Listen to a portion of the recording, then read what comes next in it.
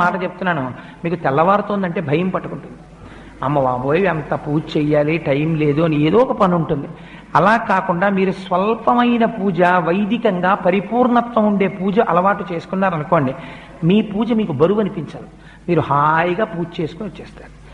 ఒక్కరోజు మీరు ఎంచుకోండి, ఏదో ఒక రోజు నేను ఒక శనివారం నాడు ఇలా పూజ చేసుకుంటాను, లేదు ఒక సోమవారం నాడు చేస్తూ ఉంటాను, లేదు ఒక ఆదివారం నాడు చేస్తాను.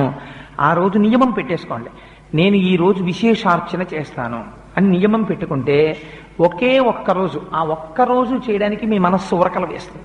ఇవాళ నేను విశేషార్చన చేస్తాను అని అదే పూజ ఎక్స్పాండ్ అవుతుందంతే. అదే పూజా విధానం, కొత్తగా మీరేం చేయక్కర్లే. కానీ అలా ఎలా పెరుగుతుందో మీకు ఎక్కడికక్కడ చూపిస్తూ ఉపచారములు మనం చేస్తాం శాస్త్రంలో. అవి మీ మనస్సుని తీసుకెళ్లి భగవంతుడి దగ్గర నిలబెట్టడం కోసమని ఉపయోగించాలి. అంతేకాని వాటిని మీరు